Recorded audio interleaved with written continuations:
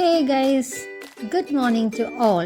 ഇന്ന് രാവിലെ ഭക്ഷണമൊക്കെ കഴിച്ച് വരുമ്പോഴാണ് ശ്ലോകപാരായണം കണ്ടത്. ആക്ച്വലി ഞങ്ങൾക്ക് എക്സാമിന് സ്റ്റഡി ലീവ് ആയതുകൊണ്ട് അതിൽ പങ്കെടുക്കേണ്ട ആവശ്യമില്ല.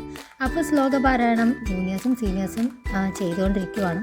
അപ്പോൾ അത് ഡിസ്റ്റർബ് ചെയ്യാതെ സൈഡിൽ കൂടെ ഇങ്ങനെ വന്നുകൊണ്ടിരിക്കുവാണ്. ഞാൻ വളരെ മനോഹരമായിട്ടായിരുന്നു അവരൊരു ചാപ്റ്റർ റിസൈറ്റ് ചെയ്തുകൊണ്ടിരുന്നത്. അപ്പോൾ കുറച്ച് നേരം എനിക്കത് ഇങ്ങനെ കണ്ടുകൊണ്ട് നിൽക്കണം എന്ന് തോന്നി.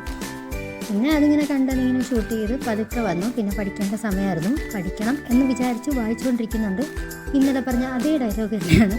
മനസ്സിലാവുന്നൊന്നുമില്ല, വെറുതെ വീഡിയോ എടുക്കാൻ വേണ്ടി ഇങ്ങനെ ചെയ്തുകൊണ്ടിരിക്കുന്നു. അങ്ങനെ കുറച്ചൊക്കെ ഇങ്ങനെ പല രീതിയിൽ വായിക്കുന്നു. തലയിൽ കയറുന്നവരെ വായിക്കണം. ഒരുപാട് തവണ വായിച്ചാലല്ലേ നമുക്കൊരു കാര്യം മനസ്സിലാക്കിയെടുക്കാൻ പറ്റും.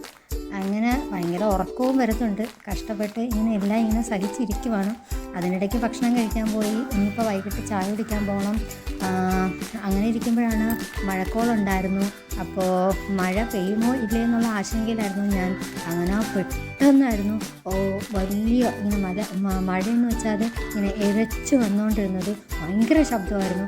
ജസ്റ്റ് ഒന്ന് പേടിച്ച് പോയായിരുന്നു. പിന്നെ ഞാൻ മഴ വരുന്നതും കാത്തിങ്ങനെ കുറച്ച് നേരം അവിടെ നിൽക്കുമായിരുന്നു. പെട്ടെന്ന് മഴ ഇങ്ങനെ പെയ്തു.